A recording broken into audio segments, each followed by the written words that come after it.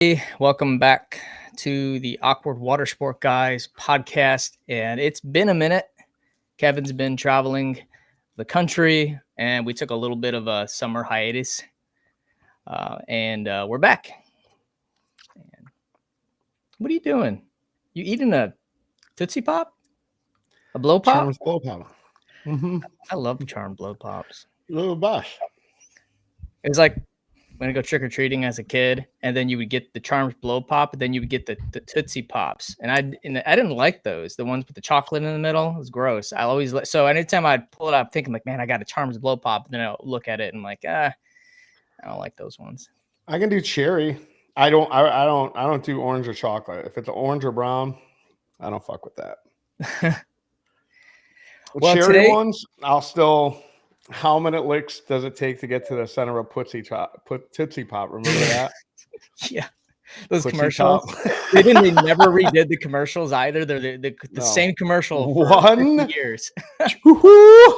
3 3. It takes 3 licks to get to the center of a Tootsie Pop. I wonder why the owl is a professor. Yeah, I don't know.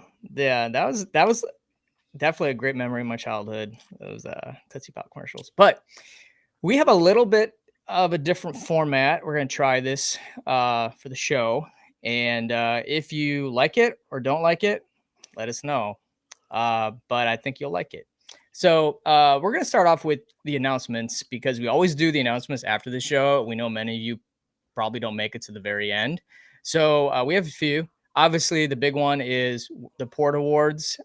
So as you know, we have the Port Conference we're doing in October, but we decided to add the Port Awards. Now, previous episode, Kevin and I talked about the different awards you can win, but the nominations are now open. So if you go to our Facebook group or our Facebook page, Awkward Watersport Guys, then you can nominate somebody for 4 different awards. How are we changing the format of the show? Yeah. No, we're just adding just a couple things. You will get to it. I told you what the format was. Yeah, I just feel like you're like, instead of the announcement at the end, we'll do the announcement at the beginning. You're like, instead of putting my shirt on first today, honey, I'm gonna put my pants on first. No, there's other things. There's other things. Get them excited. So we got the Port Award. So go ahead if you know somebody that it's deserving. Let them know. We have the Community Award. We have the Lifetime Achievement Award. We have the Innovator Award and the Greenhorn Award, and obviously the Choke Slam Award for the boldest operators out there. So if Kevin could, he would nominate himself 10 times over for that award. So anyways, yeah, get those in. I think we end the voting end of August. So you have a little time. Also, tickets. Well, I think it's not slightly fair. I mean, I don't know if there's anyone more deserving of it. To be honest, you're deserving. Maybe Donnie Kirkpatrick from Sunset Watersports, but I think definitely him or definitely deserving. Port tickets. We have a special that ends end of July, so you have a few weeks to get that. Get your tickets booked, get your hotels booked. There's a little bit of savings, so make sure to do that. Sponsorships too. If you are a vendor and you want to sponsor, we do have booths left. Give Kevin a shout, DM him, email him, and we look forward to talking to you about an opportunity to reach these wonderful water sport operators. And last but not least, we have a Reddit forum now for the AWG. So it's called Boat Operator Pros is the subreddit. So make sure to join that. And if you like Reddit, you like to communicate on that, now we have a place for you to talk about boat rentals and boat tours. And we haven't really talked about this a lot, but we have 2 books right now, Mastering OTAs, Made to Millionaire. They're on Amazon, and make sure to get yourself a copy. So I feel like 0.02% of the listeners of the show are active Redditors. You don't use Reddit? Reddit's the worst. I think I use Reddit more than I have in the past. I didn't use it at all because I feel like I get authentic answers. I get godless liberal. No, liberals don't use Reddit. Bullshit, dude. You're insane, man. Reddit is so skewed liberal. It's a very well-known fact. Really? It's extremely skewed liberal. I don't know. It's like the X. When X is like a little bit more probably a little bit more mixed. There's a lot of fighting going on, but no, look it up. It's a very well known fact. Like Okay. Reddit skews liberal very much. Okay. All right. Okay. All right. Hey, Okay, I don't. Why do we always gotta like be afraid of politics? Like what? And we can't like. I'm This afraid isn't about be it. a I just don't. rival show. I never thought of it as liberal. I mean, I'm on there the other day looking for hair care routines, you know, and so I don't know. I think You're looking for blue hair dye is what you're looking for. And you found it, dude. Jesus. Okay. Right. So we're gonna go into our next segment here, and where we just kind of talk about some things going on in the industry, some topics going on in our Facebook group. So I got a good one for you. I've been like really excited to talk to you about this. So did you hear what's going on with Carnival? Yeah. All the changes? Okay. For those listening that don't know what's going on with Carnival, I have a little recap and tell you kind of what they're doing, and it's very relevant to our industry because we go through this a lot, you know, in renting boats, especially to Crab Island. So Carnival made all these changes, and people are saying that they are racist, and really what they're trying to do is they're trying to curb the rowdiness and make it a more family friendly atmosphere. I mean, I can't tell you how many videos I've watched of just the insanity that goes on at Carnival, and I never would bring my family. And you have kids like running around. But anyways, the policies they're changing is they're doing a zero tolerance on illegal substances, which I thought they would do this anyways, but there's a complete ban on marijuana, even medical marijuana, no smoking any kind. Violators face disembarkation at the next port, permanent ban. There's a teen curfew, so any kids 17 or younger have to leave the public areas by 1 a.m. Ban on non-battery operated fans. So apparently there's like this TikTok trend where they clack these fans. Have you heard of this? I've done it at music festivals. Yeah. Oh, the fans. Snap. So they're banning them because I guess they're annoying. So, but you can have battery operated fans. You can have tighter control. This is the big one. So tighter control on music. So you can't have Bluetooth speakers, which I think is a great idea because it's annoying when you're trying to enjoy yourself and there's like 5 people with Bluetooth speakers next to you, and they're limiting the rap music. That's the big one. So I haven't read this anywhere like on an official site, but you're hearing all this. So the DJs are apparently like not supposed to play hip hop or rap music, and then the stricter limits on drinking. So I guess they get rid of their like unlimited packages, and they're strictly enforcing like the 15 drink minimum. So I think there's just a whole lot that they're trying to do to make it family friendly, because at the end of the day, and we can see this in our own businesses, is that families drive higher tickets and more sustainability in your business. Like that's the market that we all want. Now, if you're going after that party market, then you can't have families too. And I think Carnival is realizing that. But I'm just curious, like, what are your thoughts and of all this? I'm gonna get it. Like, what are you thinking? I know because you got some things to say. Come on. I mean, you know, just I guess it depends on who you ask, but a couple of some people that are like, this is super racist. Yeah, would you? I mean, I definitely know where they're going with this, and I do feel for people in the Black community that do believe it, because I mean the rap hip hop thing, that's like a clear like, okay, we know what you're trying to say. Have you heard of this other viral trend that was like a couple months ago? They're calling it black fatigue. Yeah, I saw that. Yeah. So I think it's probably in response to some of that. Like, I don't want to ruffle any feathers here, but I mean, we've seen it here in Destin, and it's like, I don't necessarily even know that it's like, maybe like young black fatigue is the better, you know, because it's usually like, this is why curfew, this is like an age thing, young people. Yeah, it's like, it's a touchy subject, but you know, I don't think this is a racist issue at all. I think this is, they're trying to drive more families, and the reputation that Carnival is getting as like a party cruise, it's not a good Like, just for example, like what happens when there's a fight at Crab Island? Doesn't matter if it's black or white. When there's a big fight at Crab Island, it makes the whole industry look bad.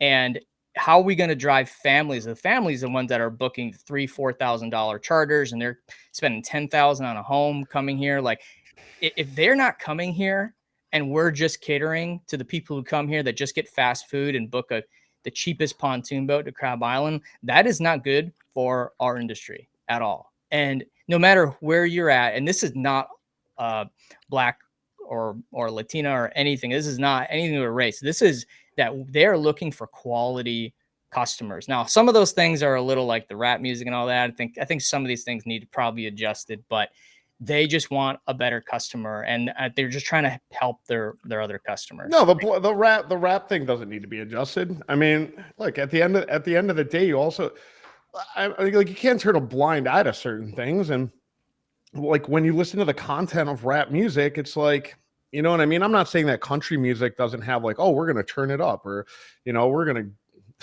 get down. Yeah.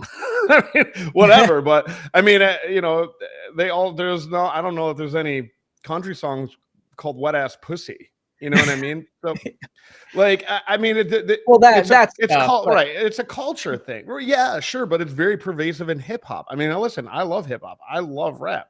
You know, at the same time, I don't want to go on a Carnival cruise ship with my kids and, you know, hear Wet Ass Pussy or, you know, whatever's on the radio. I don't listen radio horse shit hip hop. I like real like underground hip hop.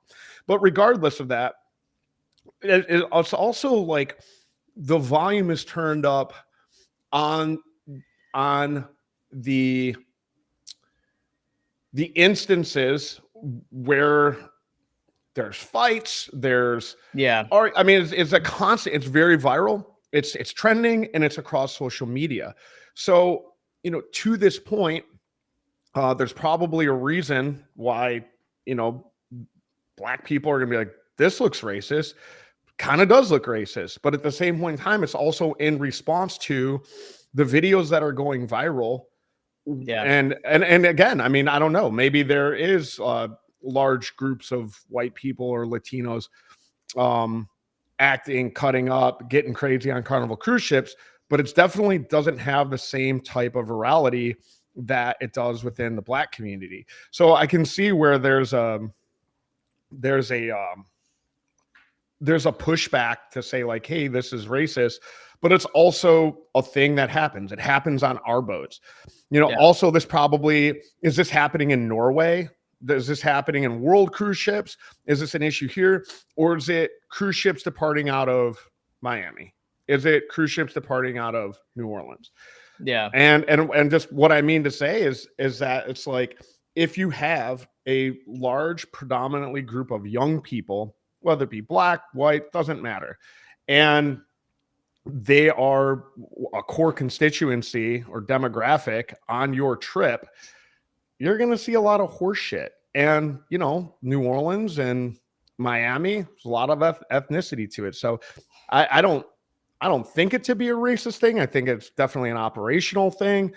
But from the optics, what it looks like online, it's hard not to look at like, oh, this looks racist, and oh, it looks like black people are causing a lot of problems on Carnival cruise ships, because this is the microphone that it's being amplified through. Yeah. So, and I can't say it one way or another. You know, if it is racist, if it is, you know, a problematic, it's definitely problematic. I can't imagine what Carnival is like, what the position that they're in. The PR nightmare that they're having to deal with over this. But, you know, let's save the rest of this conversation, because let's talk about what we've dealt in Destin with the parties. Let's save it until a little bit later here. So I have a couple more kind of rapid fire questions. So we're not going to spend more than a few minutes on these, but conversations in the group. Couple topics that I saw that I just thought we would throw out. So this kind of goes with the Carnival cruise. So there was a really good conversation in the Facebook group. What do you do when customers can't speak English?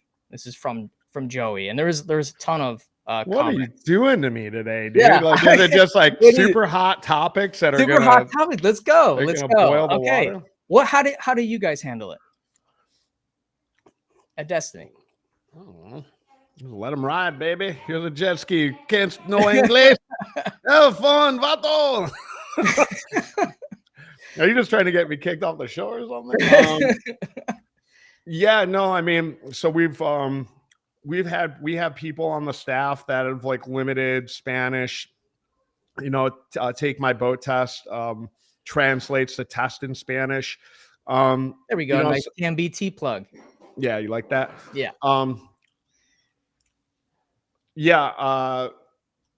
We if they have a translator on staff, we try to do everything to send them out. But it's just like anything. If you can't speak English, or you're stupid, or you just can't follow directions, either way, we're going to do a test with you. We're going to see if you understand everything that we've done. We do our on the water demo.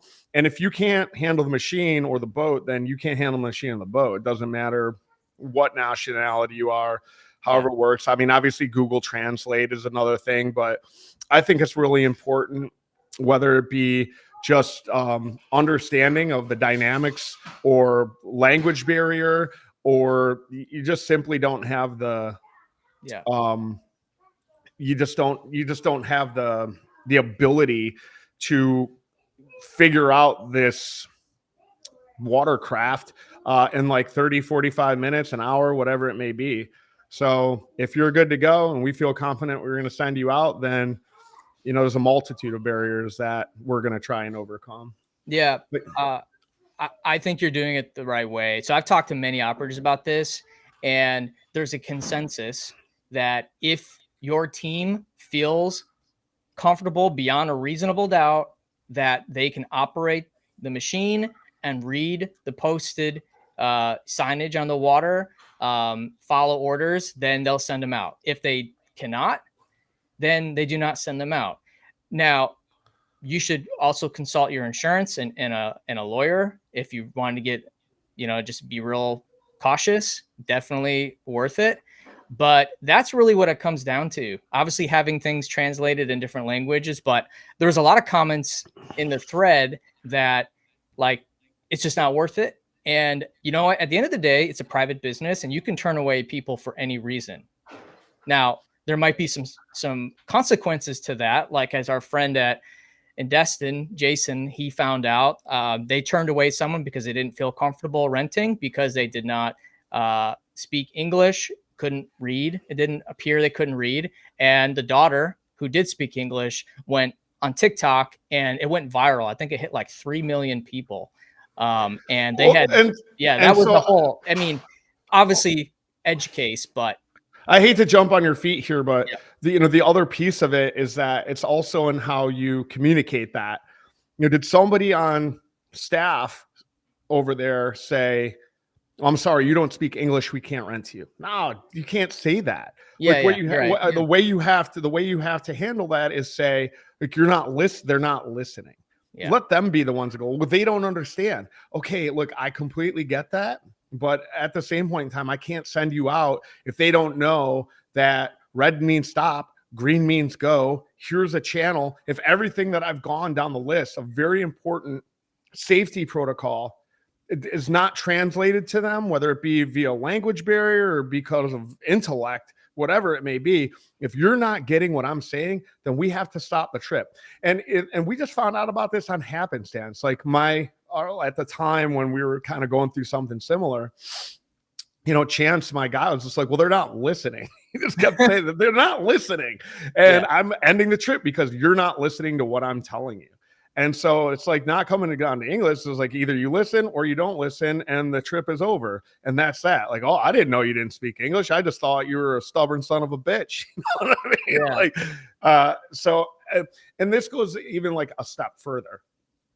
And it's almost like why I don't like doing consultancy or having this conversation, because to me, or even like modern influencers, it irritates me because I don't feel like there's that much to it, right? It's just communication, and we all screw up communication, right? However, I think it's like the same, it's the same principle though. Like, okay, if they're not listening, are they not listening, or do they just not understand? Did you say it every pot? And this is I'm talking about your staff. I'm not talking about the person on the jet ski, right? So if there's an accident or there's an issue or they don't speak English, well, did I communicate to my staff properly that here's how you handle this? You're not listening. We never say you don't speak English. We're doing this because you're not American. I mean, this can get. I don't know if his staff actually said it that way, but it's possible. I mean, I don't think there's a right way of saying it, because no matter what you say, they're going to feel like they're the victim and not understand the safety behind this. But I don't believe that. I don't believe that. I don't know. I no, think because you have to have a conversation with your customer. Like, don't get me wrong. There's going to be Karens. Like, I don't disagree with that. But if you have the right person, i.e. a manager who's not 22 in a bikini or some dipshit kid, you actually have an adult there, a grown up, who can actually say, like, listen, it's not just for your safety. It's 100% for your safety, but you have to have a conversation with that person, like a good conversation. And if they don't speak English, then you can type that into Google Translate. I'm really sorry. Let's get you on another thing. And that very well might have happened over there. They might have gone through every single thing that they possibly could have, had a great conversation, had an adult manager, and they still went out and blasted them on TikTok, because when somebody's going to use that as an excuse as to why they're angry, then they're going to use any excuse that they can to, to tell a narrative that might not necessarily have been the case. However, I think you can reduce the amount of those type of difficult conversations and incidents if you are very clear with everyone on your staff how to handle not just that situation, but every situation. And then you have it in your SOPs, and those SOPs and guidelines are gone over with your staff and retrained through your staff, not just once a year, not just at the beginning of season, but like on a quarterly basis. I think you have to be that detailed, and you have to be that rigorous with your communication to your staff, because now you're embedding it to them that they have to be that rigorous with their customers. This is always a top-down issue. Totally, yeah, I agree, and we'll leave it on that note for that conversation. Okay, before we get into, we're going to go back to talking about the Carnival Cruise thing in a minute here, but before we do that, what's going on with you? What did you do? Like Chat GPT how to have like a great podcast? I did not. No, actually, I was listening to other podcasts, and I'm like, man, I really like how they flow. But you know what? Like we talk about all these things in every show, but we never have an opportunity to say, like, well, what's going on with us? Because people are coming and listening because they want to hear what we have to say, right? But what's going on with you? Nothing, man. I couldn't get my computer working this morning. I was really frustrated, and I was kind of like, man, I just want to go back to RV life. I much preferred that. TMBT, anything new being going out? No. Yeah, man, we got some stuff cooking in the background. Yeah. I really don't want to make an announcement until it's like fully fleshed out and developed. But yeah, we're working on something. After I listened to a ton of podcasts myself while I was gone. And I was, I don't know, dude. I kind of felt like information burnout there for a while. Like I didn't want to listen to anything on health, on work, because it really just kind of became a hobby for me. And then when like finance and society becomes a habit or a hobby, and you're like really delving into it, you find like the darker side of stuff. So my feed was really getting populated with a lot of like, I'm reaching that period in my life, I guess, where I feel like I've started to become a prepper. I'm in my prepper years, so I'm pretty excited about that. Where's your bunker? Absolutely, dude. I've seen those TikToks and Instagram reels, the super bougie, expensive bunkers, dude. Fucking crazy. But no, it's good, man. I've been on the road. Nothing going on super crazy with the businesses. Everything's doing what it's got to do. How about you? Yeah, man, so much going on. So with Trip Shock, we launched our partner app. So now all of our partners can actually see how much traffic they get to their Trip Shock listings, how many impressions or average rank. featured sales versus organic sales. So this was a big launch, and we've been working on this for over a year. And it's just a better experience because everyone's like, okay, how many bookings do I get, and compared to how many listing views do I get, and like how much media exposure am I getting? So that's always been a question we've struggled to answer. But yeah, that went live a couple months ago. Oh, I didn't realize this was like the plug portion. You didn't email me the format. I'm sorry. I want to readjust my answer now. Well, you'll get your chance in just a second here. And one thing we just did, which is pretty cool, is we added a cart restore feature on TripShock. So what we've noticed is that so many people will add something to their shopping cart and then they'll leave, and then they'll come back like an hour later, and then they got to start all over again. And we saw this in our data, and we created a new tool now where you can click a button, restores your cart, and I mean, it just worked wonderfully. And we just launched this like last week, and we saw our bookings tick up, so it was kind of nice. Yeah, on WaveRes, we just launched Google TDD integration, Google Things to Do.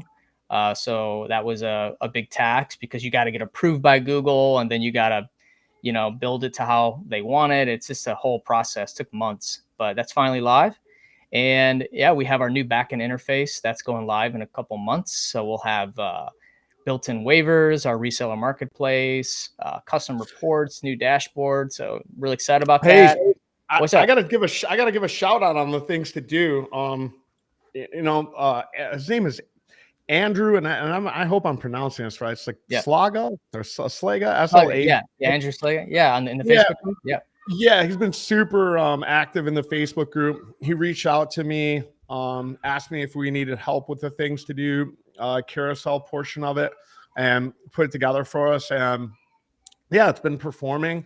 We're up. We're not just have a presence up there with the OTAs, but our Destiny Water Adventures does, and super helpful. And yeah, we'll have to get him on the show in the future here, but to talk about it. But yeah, he's been helping us out, and it's been great, man. It's been pretty valuable. Getting a couple sales off it, man. I'll take anything. Yeah. When we're off to a rough start, right? So yeah, I actually see you guys more in that carousel when I'm searching. So it's definitely working. Probably see us everywhere. Yeah, you guys been everywhere. I'm curious to know how much you're spending because you guys are like everywhere. But that's good. I mean, if you're gonna be there, then be there right now because it's gonna end here in a few weeks. But the last thing I have is I'm taking Kevin's advice. And when I wrote my first book, he said, "Why'd you write a book about OTAs? You should have wrote a book about booking software." And I am just about done with it. And I have a whole piece just about you. Oh, wow. Thank you. Yeah. How long did it take you to write it? 4 minutes? I think it took me about a month. Pretty much the whole time you were gone, I wrote it. But yeah, it's actually a little bit bigger than my other, or longer than my other book. First time that's ever been said about you.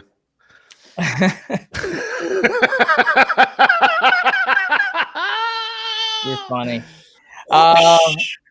Okay, did you have something else you want to share? I mean, I don't know, man. I'm in the confines. You said, "Hey, I didn't know the format. I wanted to. I need something to say." Yeah, it's yeah. And I really do talk about TMBT on this, but I guess it should be said. Like we do have some features, I guess. Yeah, I don't really talk about it because as a general rule, half the operators we deal with are, they just want a provider that provides the test, right? They're not super excited about our database of all of their customers, people return to their, if they're returning guests within that 90 days, we have access to their test, or they can get if they've lost their credential. We don't really talk about that. We don't talk about the cool little tool that you made for us that shows how much more money they make with us than our competitors. But I do drill down on, I think, like the biggest advantage of or feature of working with us. as much as I hate to say this, is access to myself. I do get quite a few texts and DMs from our clients, just asking general questions or connections to insurance or that sort of thing. Not that I'm like an on-hand consultant, but being that this is a majority of my life doing the podcast, the event, having friends in the industry, I'm a lot more tied into other operators, distributors. I've a ton of knowledge on products. Like obviously we're at 185 episodes of this show. And I really think that, I mean, I do provide a ton of value. One of our clients calls me up, DMs me, doesn't matter. Yeah. I got a couple while I was on the road. It was the only DMs and stuff I really replied to while I was gone was from them.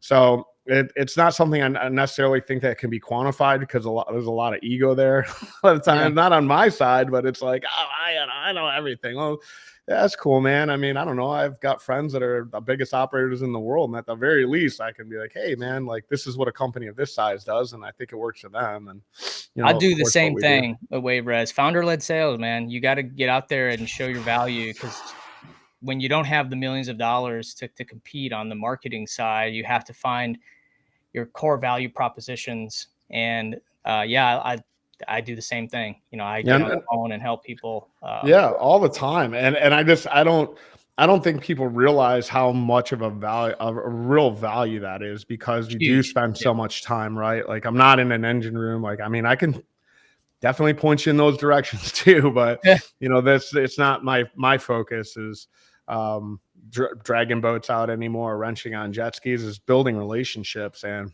I think that's one of the most overlooked and important aspects to running a business that a lot of water sport operators fail to realize, is that it's very much all business is a relationship business. And there's a lot of growth potential inside those relationships. So I can't say that any of my competitors have the same type of pedigree in this industry. And I'm not like shitting on my competitors at all. I just, you know, at the end of the day, you're not living, breathing, you know, shitting, eating, sleeping water sports. It's, you know, we're going to have a competitive advantage. So yeah, be my friend, become a TMBT client, and you get my friendship. So we're going to segue to back to the carnival conversation here to end the show. So the reason why I wanted to bring this back up is because every year we deal with this in our little slice of paradise on Crab Island, where we have to deal with these parties. And the parties are always typically a certain group of folks. And we've had instances. So we have a local coalition. If you've listened to the show, you know that we have the Watersports Coalition. And years ago, there was we had these parties after COVID when no one was working. They would come, they would create these flyers, and there would be a party promoter, and then they would all just come to Crab Island, rent our boats, wreck our boats. And it got to the point where the community was starting to get upset, the law enforcement, the county, and there was real consequences to this, because if this continued to happen, then, you know, we could have Crab Island shut down or just limited in some way. So Kevin and I had so many conversations around this time, because these parties were happening like once every weekend at some time. So I remember that we started to organize with the coalition and say, you know what, we're not going to do this anymore. So a lot of operators just stopped renting, or they had huge deposits. And what that caused is for some of these party promoters to say that we were being racist. In fact, my name got mentioned on Facebook as being a racist, and I'm like the most non-racist person in the world. And I'm like, wow, like this is really coming to a head, is that we're really fighting back. I mean, you got to think every single weekend we were dealing with thousands and thousands of dollars of damages. And the fight videos, it was so bad, very similar to what Carnival was going through. So as an industry, we had to do something. And not every operator was delicate on how they use their, you know, their language and their rules. And that's part of the problem, is that, you know, I think Kevin did a great, Kevin, you actually called the promoter head on Yeah. We had it. You remember how that was? Oh yeah, dude. I Yeah. want to clear something up though, dude. Okay. Like firstly, like being from Detroit, seeing party flyers is nothing new. In Yeah. fact, when I was real young, I was like 19 or 20 or something like this, and I was in a band, and I got invited to like what you would call like a cabaret, but it was on like 7 Mile. And for those of you guys who are unfamiliar with like 7 Mile, So it's like one white guy for every 1,000 black people. It's yeah. very segregated. But we went to this, played this show, and it was like we were the only white people there, and it was great, and we had a good time. It was super fun. With these flyers, like this has been a Detroit thing, it's been a thing in the black community forever. Like promoters, young guys in their 20s, get DJs, bands, singers, whatever. A lot of times it's family friendly. Sometimes it's not. Sometimes it's family friendly up until like midnight. And then it becomes like not so family friendly, like any party. But this is something you see like it's like very prominent, like on any college campus, right? And white people, black people, but it's not on a college. It's usually through like public utilities. Sometimes it's VFW halls, hotel parties, Airbnb parties. And, it's like the same flyer. It's like girls in bikinis and we're having a party. It's just these guys, we're going to do it on boats.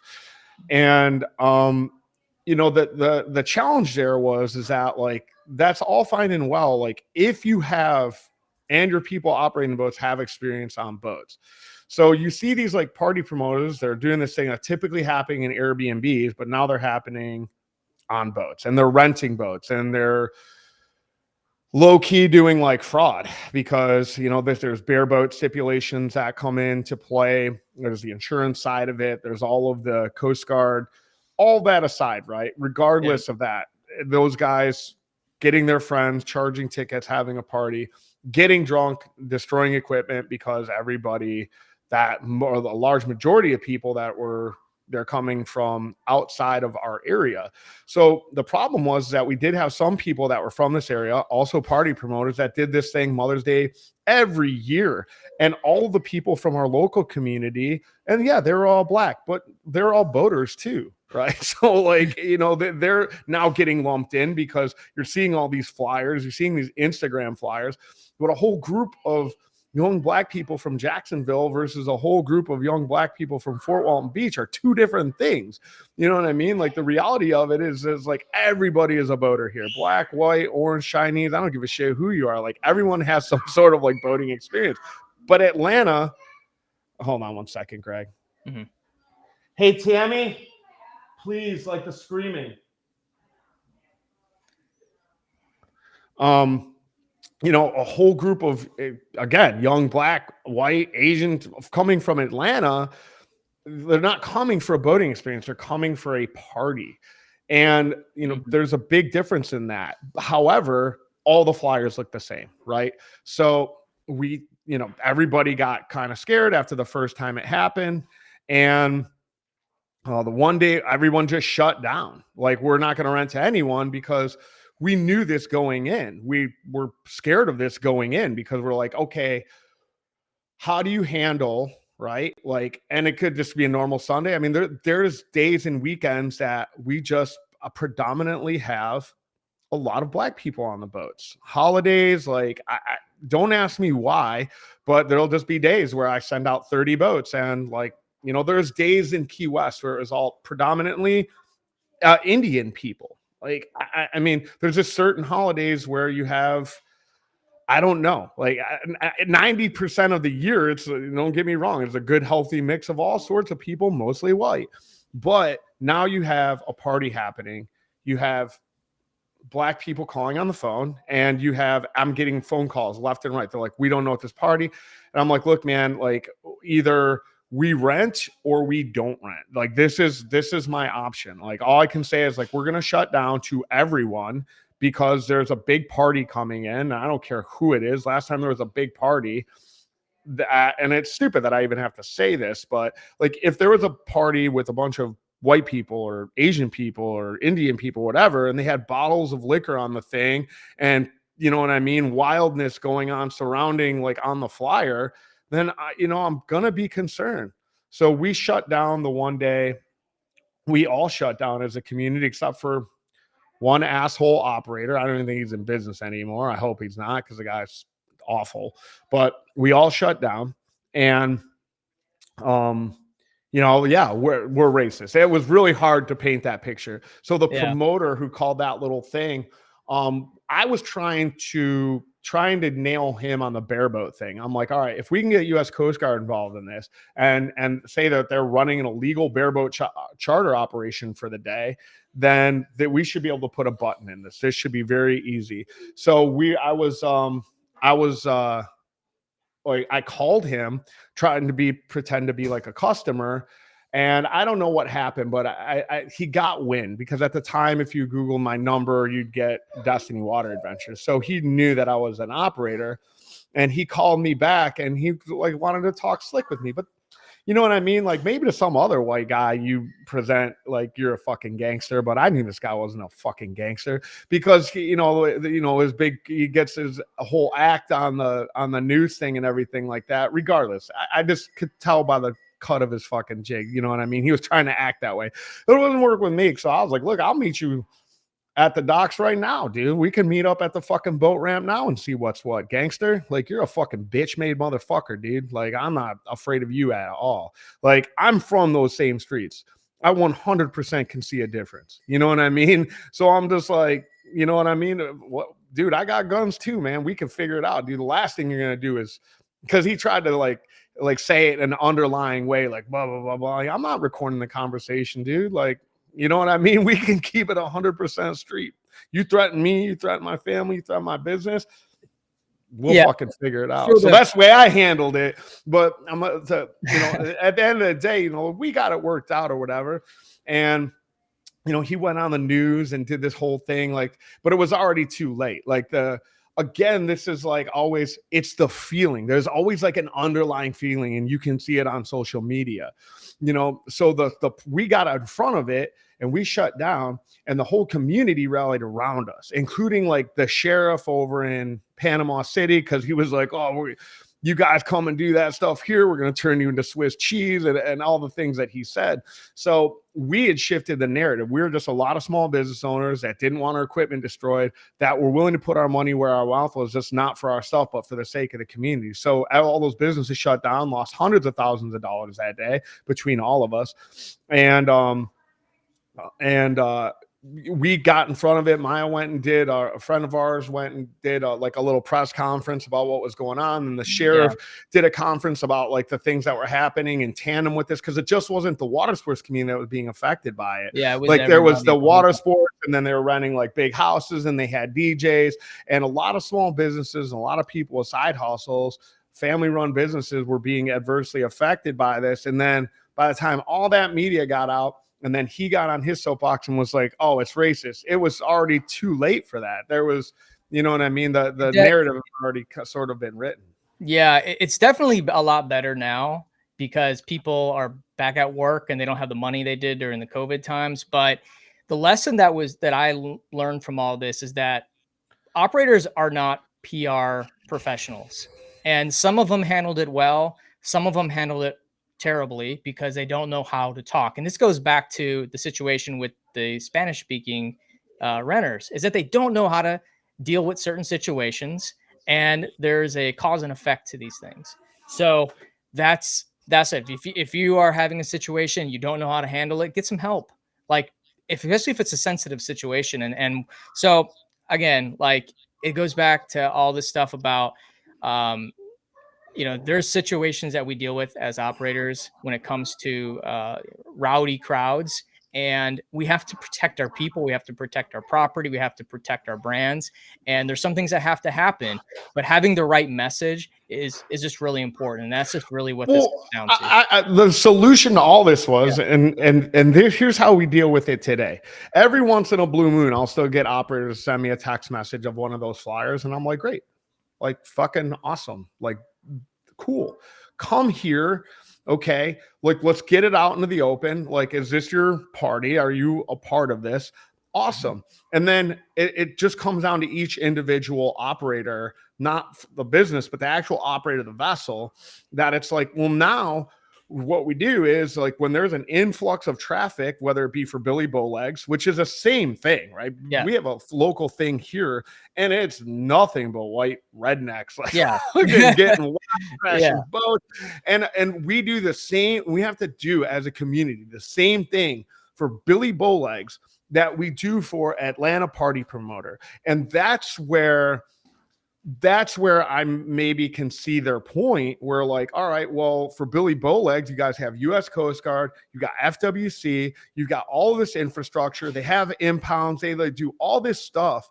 And it's like, because it's for the community, right? Like, Yeah. I mean, one way or another. So it's like we have to do the same thing for them. So if they're coming and having a huge party, then US Coast Guard has to be let known. FWC has to be known. Have a drunk tank right down the road. Have extra officer staff.